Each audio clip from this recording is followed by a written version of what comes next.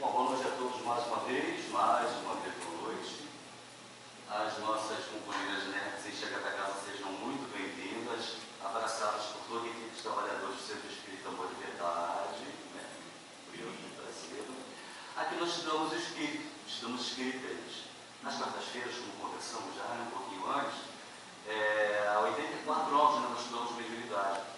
Então, via de regra, a gente insere uma obra, nós estamos estudando hoje os Zumbidos da Mediunidade, essa edição mais recente. A nossa é de 2007, já fizemos essa edição e estamos repetindo agora. Mas antes precisamos fazer uma pequena divulgação, né, a pedido da nossa companheira Rosana. Obrigado, Rosana, porque semana passada nós não podemos estar presentes aqui a trabalho. E vamos repetir mais uma vez o convite para o evento beneficente com o grupo de dança Águas do Rio, com os representantes aqui presentes. O cachê é altíssimo, como disse o é quase uma fortuna. Pode até passar um cartão de crédito internacional, não tem problema, né? São todos muito bem aceitos, serão todos muito bem-vindos no dia 7, lá no Centro Cultural América Grande, quem conhece. E aí tem uma programaçãozinha, né? Nós começaremos de que maneira? Deixa eu ver aqui. Sim, vamos lá. Está chegando o dia do evento beneficente do SEAV. Aproveitem e ainda temos convites. Temos quantos convites, gente? Hoje já foi um monte, mas já tem alguns. Já tem gente que não comprou, quem não adquiriu, que não trocou, quem não adquiriu, esteja à vontade, não sintam vergonha, porque vergonha não entra em nosso lar. E a programação é às 18h30, das 18h30 às 19 horas. O espaço vai ser aberto um pouquinho mais cedo para quem tiver interesse, naturalmente, e desejar antecipar a aquisição dos tickets para o lanche, que será das 20 às 20h40. Então, às 19 horas, rigorosamente, iniciará o espetáculo com o grupo de dança Águas do Rio, com dança árabe e cigana. Às 20 horas, pausa para intervalo, para o lanchinho, comes e bebes, guloseimas, tudo fluidificado. Podem ter certeza disso, não engorda. Voltando às 20h40 para a segunda parte hoje, iniciando às 21h30. Tá? São duas apresentações sequenciais, uma pausa central, como acontece, né, nas grandes peças teatrais, nos grandes concertos, naquela nossa pequenininha, né, para o pessoal, né, abastecer, alguma coisa assim, e retornar para a segunda parte. Dança árabe e cigana. Aqui está também incontrolável com a asa, o link dela, que, olha, vai ser um sucesso aquela asa luminosa. Ela só vai ser bom para o Centro Cultural. Quem for não vai perder. Então vamos lá, gente. Brincadeiras à parte, nós estamos aqui concluindo o capítulo 6, iniciado pela Rosana na semana passada. Psicofonia consciente, muito interessante. Quem esteve aqui lembra muito bem. O vídeo não está disponível ainda, será a partir de amanhã, ou seja, não vai colocar para nós. Ele não pôde estar presente, também não, então foi gravado e ele vai ser editado. A partir de amanhã estará no nosso grupo Estudos SEAV, uma garantia para quem tiver interesse em continuar na sequência de estudos, é só chegar até lá e assistir. Nós não vamos recorrer ao que ela falou na semana passada, mas sim um breve relato do que aconteceu. Há uma médium psicofônica, né, muito experiente, que recebeu no seu ambiente um irmãozinho lá sofredor, menos feliz. E esse irmãozinho, ele não só ele é voltado no capítulo 6, como todo o capítulo 7, ele vai começar na semana que vem, ele retorna no capítulo 14. O cara ainda é um exemplo para cada um de nós daquilo que não devemos ser. Mas no final, obviamente, ele se remite, né? Ele consegue se redimir, melhor dizendo, sua consciência. Meu Deus. E aí, ele é levado para um plano superior. Mas vamos manter esse slide aqui, vamos para o seguinte, porque hoje nós fizemos uma pequena regressão na hora. Tá? Nós vamos ver, vocês vão sempre observar essa imagem, porque ela projeta a imagem do Américo Sucena, é um trabalho muito interessante. Na época, tinha mais de 50 obras ilustradas, todas chanceladas pela Federação Espírita Brasileira, e sempre que pudermos, teremos imagens, porque ainda não conseguimos não ter aquele apelo de que uma imagem vale mais que 1000 palavras. Então, a gente vai continuar trazendo imagenzinhas, inteligência artificial, como já trouxemos aqui, quanto mais imagens, melhor, porque o cérebro absorve mais facilmente. Né? Então, vamos lá na parte que fica nos cabe nesse slide de fundo. O visitante, que foi com a Rosana na semana passada,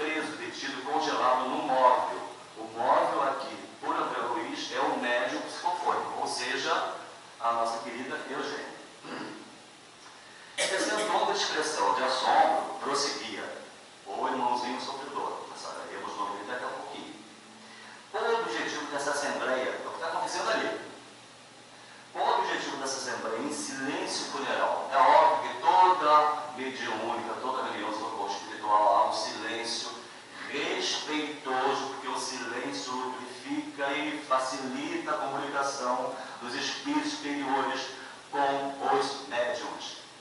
E não é só o silêncio que ele falou, o silêncio mental, a galerice mental atrapalha muito. A gente que está aqui não percebe isso. Nós não retornamos ao mundo espiritual e vemos que a gente estava aqui com a cabeça no feijão lá no fogo, na novela das 9, e não sei o que, mas caramba, como eu atrapalhei a reunião. E assim acontece. Então o pensamento no alto sempre, conexão nunca está sendo colocada. É assim que é, não é você, não, é assim que acontece com todos nós, né? Então sigamos. Quem me trouxe? Vimos Eugênia, a médium psicofônica, fora do veículo físico. Vou mostrar aqui para vocês o seguinte. Está vendo? Eugênia, o nosso irmãozinho sofredor, já saberemos o nome dele daqui a pouquinho. Ele volta no capítulo 14, capítulo 7, que é enorme, e retorna no capítulo 14. Ele está aqui. Vocês vão entender por que ele chegou nessa condição. Aqui está a nossa irmã Eugênia, médium psicofônico, distanciada aproximadamente 10 a 15 centímetros do corpo físico, embora consciente. É ela quem controla o processo mediúnico. E se ele aqui quisesse falar alguma coisa que fugisse da ética, do bom costume, da educação, a própria Eugênia controlaria, como acontece com todo médium psicofônico. Dúvidas?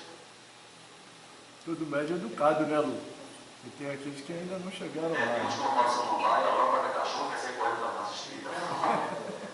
Faz essa coisa em duas mãos, aí diz assim, quem está morto ali, quem está vivo. Ah, é, para vocês, a senhora não vai responder, a senhora já sabe, a nossa irmãzinha disse, quem é que está morto aqui? Morto, porque morto não existe. Quem está desencarnado aqui nesse quadro? Obrigado, quer dizer. Mas tem mais um. Muito bem. Esse aqui é um instrutor, alunos. Tá? E esse aqui é o nosso irmão sofredor. Toda reunião mediúnica acontece esse processo. Sempre um mentor espiritual, um guia que traz o sofredor, esse guia aí, com o tempo você vai aprendendo. Mas qualquer coisa pode perguntar à sua mãe que ela responde, tá? Vamos lá. Vimos Eugênia. Então nós temos aqui dois espíritos desencarnados. O espírito na carne, na matéria, chama-se mãe alma. Muito bem. Encarnados somos almas. Saímos do corpo, retornamos para onde nós viemos, somos chamados novamente de espíritos ou desencarnados. Então nós temos os dois. Vimos que Eugênia, fora do veículo denso, ou seja, da matéria, escutava todas as palavras que lhe fluíam da boca, que eram proferidas pelo irmãozinho sofredor. Transitoriamente ocupado pelo peregrino, sim, das sombras, assim, é um termo um pouco forte quando eu uso aqui, peregrino das sombras, né? Arquivando-as de maneira automática no centro da memória, ou seja, é um processo muito interessante. A informação, por vezes, chega num bloco, como se fosse um programinha, e roda tão rápido no cérebro espiritual do médium, que ele vai processando, atinge aquela velocidade e depois ele fala. Aí ele filtra o que deve ser colocado e o que não deve ser colocado. Quem comanda o processo mediúnico é o médium. Não existe isso, porque o cavalo do espírito, isso não existe. A grande maioria dos médiuns, a grande maioria é consciente, ou pelo menos semi-consciente. Certo? O sofredor, disse o assistente, que ele é o Audi. Convicto. Ao contato com as forças nervosas da médium, revive os próprios sentidos e deslumbra-se, ou seja, ele fica deslumbrado com aquilo que ele percebe, que ele sente, que ele vê. Queixa-se das cadeias que o prendem, cadeias essas que em 50%, ou seja, 50%, decorrem da contenção cautelosa de Eugênia, ou seja, quem controla 50% do processo mediúnico é o médium. Ficou claro? É o médium. O espírito comunicante, ele não tem ascendência sobre o médium. São parceiros. Isso, como, por exemplo, nós temos aqui uma série de médicos parceiros do médium, servem do seu corpo físico para que eles ajam e venham proporcionar bem-estar cura do próprio paciente que vem aqui. Ok? Porta-se dessa forma como um doente controlado, qual se faz imprescindível, ou seja, novamente falando, quem controla o processo medianímico ou mediúnico é o médium. E se a nossa irmã relaxasse a autoridade e queria ir lá e não está nessa imagem, curioso, ele responde algo. Não estaria em condições de prestar-lhe benefícios concretos, porque então teria descido ao desvairamento e está entrando em sintonia, se nivelando, ela está por cima, se nivelando, gastaria a frequência dela mentalmente, emocionalmente com o espírito comunicante, e aí a comunicação seria deturpada. E aí sim, o espírito teria mais ação ou mais ascendência, não totalmente, sobre a médium. Até tudo bem, gente? Vamos lá. Não estaria em condições de prestar os benefícios concretos, porque então teria descido ao desvairamento do mendigo de luz. O André Luiz é muito forte na colocação, que nos propomos auxiliar. Esclareceu o nosso tutor com calma. E numa imagem feliz, para ilustrar o assunto, ajuntou. Um médium passivo, em tais circunstâncias, pode ser comparado à mesa de serviço cirúrgico, retendo o enfermo necessitado de concurso médico. Se o móvel, o médium, aqui no caso é um móvel propriamente dito, especializado, não possuísse firmeza no perdão, aqui é o médium mesmo, qualquer intervenção seria de todo impossível. Mas nossa amiga está enxergando conscientemente a entidade que se associa ao vaso carnal, com tanta clareza quanto nós, ou seja, é a Hilária perguntando ao Aldo se ela estaria vendo o espírito comunicante, como eles, espíritos, estariam vendo. E ela nos responde. Perguntei, por minha vez, atento aos meus objetivos de atenção. Aqui é André Luiz. No caso de Eugênia, isso não acontece, eu estou altos, condescendente, porque o esforço dela na preservação das próprias energias e o interesse na prestação de auxílio, como todo coeficiente de suas possibilidades, lhe permitem a necessária concentração mental para surpreender-lhe a forma exterior. Ou seja, ela tinha domínio sobre o processo. Ela permitia que a entidade se fluísse, se comunicasse através dela, mas quem detinha, quem monitorava, quem comandava o processo era ela. Certo?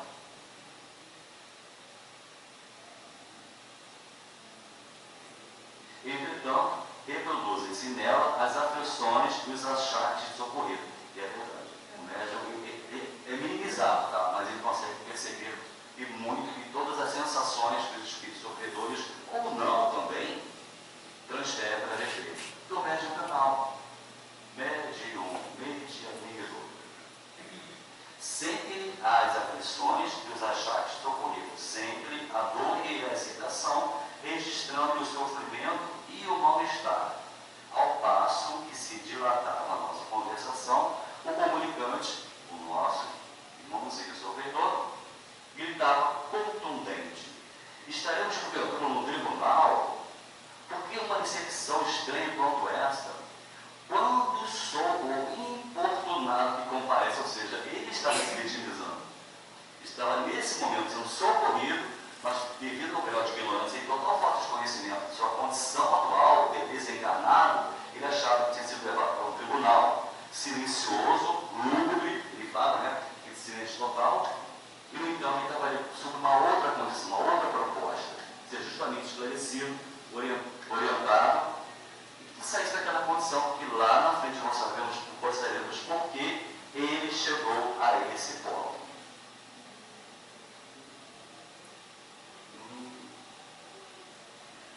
Ok. Estaremos por outro no tribunal porque uma recepção estranha quanto esta, quando eu sou importunado, que comparece a mim, Libório dos Santos, ninguém ofende sem refúgio. O cara ainda grita para que ela seja de vingança, né? Olha o tom belicoso como ele se comunicava. E é muito mais recorrente na mediúnica do que se possa imaginar. Quase sempre, todo sofredor, quando chega para ser atendido, ele acha que está sendo ofendido, atacado, preso, amarrado e não quer instinto animal que está ali proeminente naquela criatura que não procurou se espiritualizar, não procurou se evoluir, não procurou ter atitudes benéficas, praticar o bem, ser empático, ser simpático, ser fraterno, ou seja, provavelmente viveu a vida inteira do seu próprio amigo, como é o caso do Libório. Mais uma vez nós temos aqui a imagem. Podemos perceber Libório, a nossa Eugênia, Alves, André Luiz, desculpe gente, eu acabei colocando, não faço isso, essa aqui é André Luiz. Tá? Então aqui o Alves passa uma mão na testa do dirigente ou do dialogador, antigamente era chamado de doutrinador, exatamente. Tá? E ele está rebelde, gritando por todo mundo, eu estou preso, o que eu estou fazendo aqui, não quero estar aqui, sabe, estão me ofendendo. Quem tem a ousadia de chegar para Libório e prendê-lo nessa condição? Os espíritos falam isso. É normal. E aí tem uma passagem muito interessante. A gente está dando spoiler antes mesmo da situação real que vai acontecer. E ele fala o seguinte, no capítulo 7, vai ser feliz semana que vem, seu corpo espiritual, que também volta lá no capítulo 14. Quem me acusa de haver espoliado minha mãe, lançando o desamparo? E aí a coisa fica mais séria ainda. Não sou culpado pelas provações dos outros. Não estarei, acaso, mais doente do que ela? É interessante, essa parte aqui, gente, a gente está dando um pulo, mas vamos recorrer aí ao Brasil. Aqui nós podemos perceber o seguinte, isso aqui é uma tela mental. A maioria sabe o que significa tela mental, o médio principalmente. Os não médios ostensivos também possuem a sua própria tela mental, porque é inerente ao espírito, ou seja, à alma. Todos nós, se nos visualiza alguma coisa, nós estamos projetando conscientemente na nossa tela mental aquela imagem. Mediunicamente falando, é mais intenso ainda, porque ela fica vívida, ela fica nítida, exatamente como aconteceu. Libório deixa a mãezinha, senhora idosa, em casa. O dinheirinho que ela tinha guardado para comprar medicamento, comida, simplesmente pega e vai para a rua, para a luz. O que acontece com a mãe? Todos nós já podemos imaginar. E aí sigamos lá. Bom, vamos lá. Se voltando aqui, os quadros que se desenrolaram na tela retangular é justamente a tela mental que nós falamos, tá, gente? Então aqui a imagem é projetada na tela do espírito sofredor, através dos fluidos que a médium consegue perceber. Olha o Julianes aqui. Ela também vê. Na verdade, ela vê o que ele vê. E o próprio plano espiritual projeta na tela mental dele aquilo que ele provocou, dando causa ao sofrimento que ele tinha, vou voltar aqui, feito e chegou nessa condição. Ficou claro? É como se fosse um flashback, de trás para frente. É como assim, na hora lá do socorro, nenhum médium às vezes tem noção disso. É como se a própria consciência do espírito delatasse, né? Está adormecida na consciência dele e ele sabe que aquilo ali está errado. Perfeito. E aí recorda naquele momento. Perfeito. São as camadas que o ego coloca umas sobre as outras para tentar minimizar a dor da causa que ele deu. Eu não quero sentir dor, porque não, senão vamos sentir dor. Mas a causa foi dada. Então ele colocou camadas, desculpas sobre aquele fato, mas estava no subconsciente dele. Na hora que ele chega à mesa, o próprio plano espiritual impõe, entre aspas, abre, através da luz, o inconsciente dele vai aflorando, vai retirando aquelas camadas, e na tela mental dele é projetada a causa que ele deu. Excelente colocação, isso é uma regra, por exemplo, o espírito viu a tela, o médium vê a tela visualmente como uma dupla vista, ou ele pode, o médium, ter a sensação da cena, sem ver abertamente. Pode? Pode sim.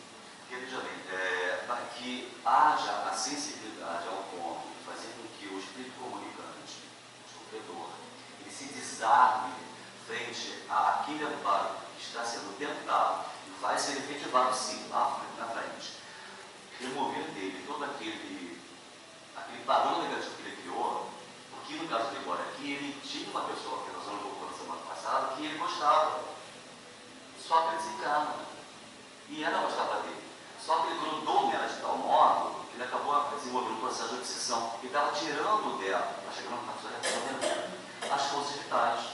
Ela estava sendo obsediada por ele. Tá? Responda a sua pergunta. São alguns processos. Nada nos espiritismo é determinante. Tá? Esse experimental, sim, mas existe também, da parte do médium, a sensação do que o espírito comunicante está vendo. Ele vê, mas o médium pressente. Nem todos os médicos veem nitidamente. Eles percebem o movimento, percebem a sensação, a energia, o que provocou o problema, porque a espiritualidade não permite que ele acesse aquelas informações na sua totalidade. Ou em outros momentos, sim, dependendo da qualidade, da segurança que o médium tem. Certo? Entendeu? Ou seja, as duas perguntas, as duas hipóteses, elas são concretas. Pode haver uma terceira também. Tá? Eu, por exemplo, já estou mediunicamente, eu não vejo, eu percebo alguma coisa. E os médicos evidentes vão confirmando aquela informação. E outros veem mais, novo, melhor, enfim. Bom, seguimos aos passos que se desenrolaram na tela retangular, será o capítulo 7. Seguindo aqui. Nessa altura, agora vamos direto para os lares. Hilário fixou o obsessor, Libório, compadecidamente, indagou respeitoso. Não serão os seus padecimentos simples angústia moral? Poderia ser. Não tanto assim, aclarou Álvares. As crises morais de qualquer teor que nos refletem até no rico de manifestação, ou seja, quando o espírito está nesse processo de turbulência e desequilíbrio, ele transfere para o médium as suas sensações. E ele é corrente. O beneficiário desta hora tem um cérebro perispirítico. Aí você, nossa irmãzinha que chegou hoje, cérebro perispirítico é o perispírito. É o invólucro que mantém o espírito preso na matéria. Todos nós aqui temos perispírito. Todos os espíritos também têm perispírito. Muito poucos deles perdem. Essa é outra história mais séria. Mas na sua totalidade, todos nós, vamos colocar assim, temos o nosso perispírito. É que fixa, é a cobra, é o superpeito que segura o espírito na matéria. Entendeu? Dilacerado e a flagelação que invade o corpo fluídico é tão autêntica quanto a de um homem comum supliciado por outro tumor intracraniano, ou seja, ele estava sentindo quase que fisicamente, embora ele não tivesse dado o corpo físico, as mesmas dores de um homem encarnado. Demonstrando-se sumamente interessado no estudo, André Luiz acentuou: se fôssemos nós, os companheiros encarnados, com sede de maiores conhecimentos da vida espiritual, poderíamos submetê-lo ao interrogatório minucioso? Essa pergunta é capciosa. Estaria em posição de identificar-se perfeitamente, que Alves responde, abanou a cabeça levemente e considerou: nas condições de extremo sofrimento em que se encontra a Libório, o cometimento não seria viável, porque ele ficaria ainda mais desequilibrado. Seria a falta de caridade. Certo? Estamos abordando apenas um programa de caridade que se reveste, porém, da mais elevada importância para a vida em si. Aí nós colocamos ali, o que devemos desempenhar, ou seja, não é só na relação naquele momento do socorro ao plano espiritual. Esse comportamento deve ser colocado na nossa vida de relação diariamente. O respeito ao próximo, a empatia ao próximo, a caridade ao próximo. Ou nós vamos estar desencarnar para que tenhamos esse tipo de comportamento, do plano espiritual para o plano material. Não, assim na terra como no céu. Por que a gente tem que ser diferente? Não podemos fazer igual ao que eles fazem naquele momento do socorro espiritual. Sermos fraternos, empáticos, nos colocarmos no lado do outro, sem sentir a dor do outro. Aí é que é o grande ponto. Na hipótese de efetivarmos o tentando, ou seja, a tentativa, conseguiríamos tão somente infrutuosa inquirição, ou seja, ia importunar, infligir ainda mais sofrimento ao nosso irmão sofredor Libório, interessado a um alienado mental, que por algum tempo ainda se mostrará lesado em expressivos centros de raciocínio, ou seja, ele estaria praticamente entorpecido, auto-entorpecido. Ou seja, aqueles bloqueios que ele construiu em ele próprio, devido à culpa por ter deixado a mãozinha lá desencarnou o caminho, que foi lá para as bolas, foi várias vezes, como nós falamos hoje, já vemos aqui, né? Fez com que ele fosse criando essas camadas, sobre camadas, sempre na direção, sempre na noite, ele extinguiu mais um spoiler, o fluido vital deles e calou antecipadamente, ou seja, foi considerado um suicídio. Tá, não, aqui escrevemos isso.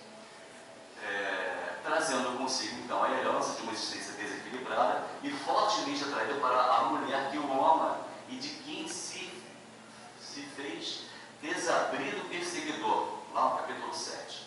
Há nada espera por agora, senão a vida parasitária de outra irmã, de coisas, energia e se alimenta.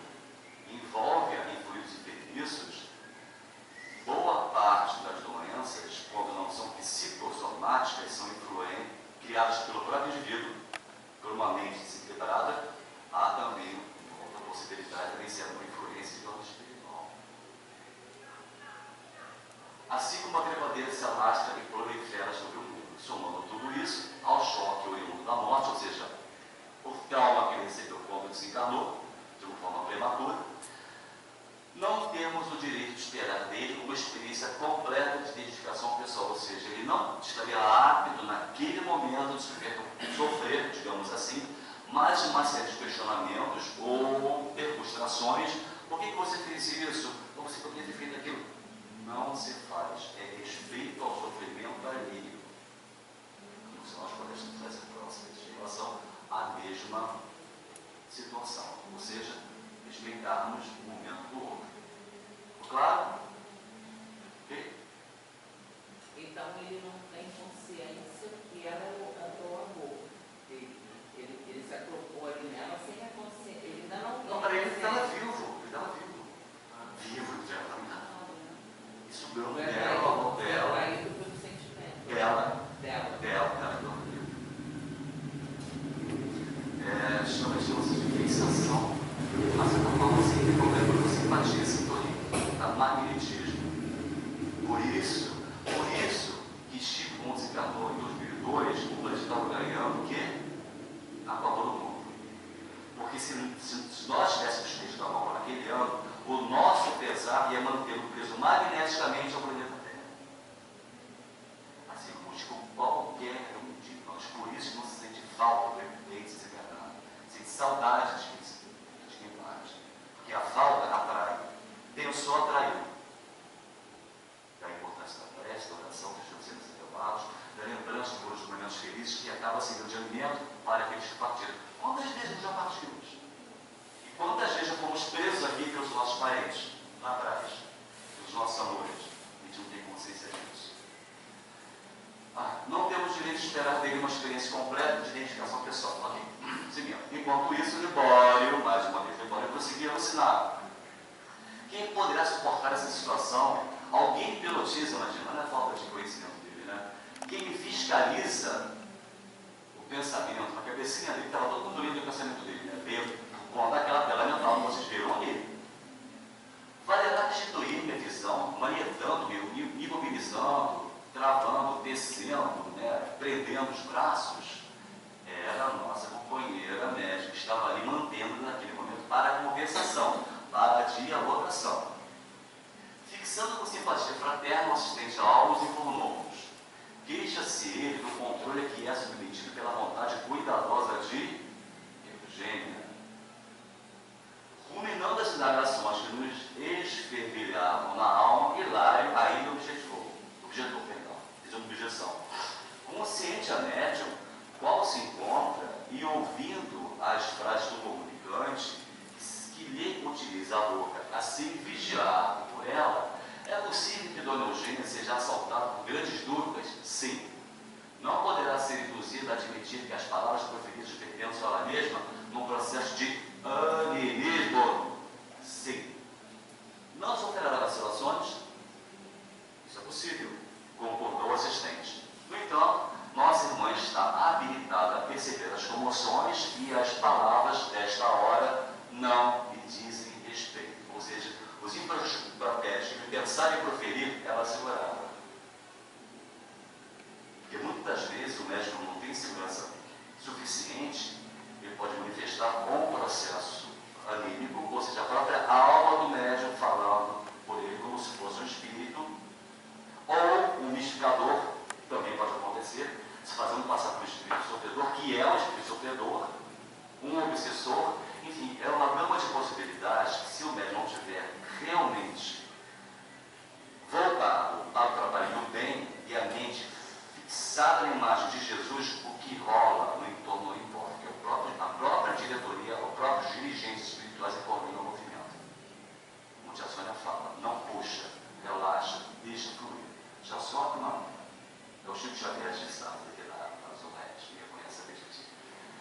Isso é possível concordar o assistente. No entanto, uma semana está habilitada a perceber que as formações e as palavras desta hora não lhes dizem respeito. Ou seja, ela está filtrando o que o Libório estava pensando. Mas, e se a dúvida invadisse? Insistiu meu colega. Então, disse aos porteiros, emitida propriamente positiva recusa, expulsando o comunicante e anulando preciosa oportunidade de serviço. Também acontece. Quando o médium ele entra numa extrema insegurança, infelizmente, ele impede que o espírito comunicante que está ali, programado para ser atendido, mas por insegurança do próprio médium, acaba afastando o irmãozinho do campo dele. Ghost. Bem lembrado. O cara estava ali, era uma médium, né? E o cara estava ali, esqueci até o nome dele, o ator, que se enganou, estava querendo falar, ela não estava deixando. Olha só, o cara estava ali para conversar com a amada dele, e ela não queria. Isso também acontece. Por isso a importância sine qua non do autoconhecimento, do estudo, se autoconhecer. Já que nós estávamos assim, a expulsão do comunicante é uma preciosa oportunidade de serviço. A dúvida, nesse caso específico, ela é prejudicial. É congelante de forças negativas. O médium, quando por vezes duvida, ele está oportunizando ainda mais a ação dos espíritos superiores sobre ele. Porque foge da, sabe o quê? Do orgulho, da vaidade, da prepotência. Eu sou melhor. Ninguém melhor. E o próprio Chico se sentia como tal. Todavia, porque Raul Silva, que era o dirigente, que nós gravamos isso, ele enganado, no iniciar a conversação com o Márcio que tinha voltado, o orientador, amigo, convidou-nos a melhor observar. E aí nós encerramos o capítulo de hoje. Mas o estudo não terminou ainda, temos um tempo. Lembrando que no dia 3 de outubro de 1226, há exatos 797 anos, desencarnava o Poporello, ou pobrezinho de Assis, Francisco de Assis. Ontem, dia 3, completou 797 anos. Francisco de Assis, para quem não sabe, foi João Evangelista. E a Igreja Católica comemora o dia de Francisco de Assis hoje, dia 4. Então nós sugerimos fortemente, quem ainda não leu, que leia Francisco de Assis por primeira vez, através do médium João Nunes Maia. Quem já leu, releia, é uma história magnífica de redenção, sublimação e, sobretudo, prova e conteste da reencarnação. Porque, para quem não sabe, João Evangelista, quando sai de Éfesos com Maria de Nazaré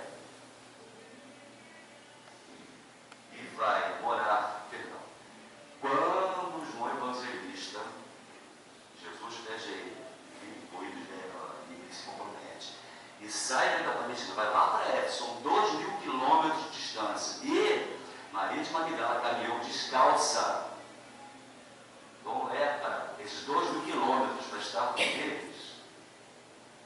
João continuou pregando o Evangelho do Cristo. Maria de Nazaré continuou pregando o Evangelho de seu filho. Quem tem a oportunidade de ir lá, é uma vibração, parece quântica. Depois, o próprio João Evangelista retorna futuramente, já no século XI, como Francisco de Assis. Então, quem não conhece a história, sugerimos fortemente que leia. É uma obra psicografada, belíssima, é uma leitura que a gente tem favorito. E também não podemos esquecer a Francisco de Assis, dia 3 de outubro, ou seja, ontem, em 1804, ou seja, há 219 anos, reencarnava Hippolyte Léon Denisard de Bayeux, ou seja, o pedagogo francês, mais conhecido entre nós como Allan Kardec, o decodificador da doutrina dos Espíritos. E aí, concluímos o estudo dessa noite, lembrando que nós ainda temos aqui uns 8 ou 9 livros do nosso companheiro da Alva do Carreiro, nosso trabalhador de mais de 40 anos, mais freguês, está aqui conosco, quem tiver interesse só nos procurar, tá bom? R$27, o valor é revertido para as obras caritativas do lado de Frei Luís, viajar para casa com a irmã, e é uma experiência de uma vida inteira. Tem gente que tem menos de 40 anos, é um tempo que tem só de mediunidade lá. Nós guisa dessa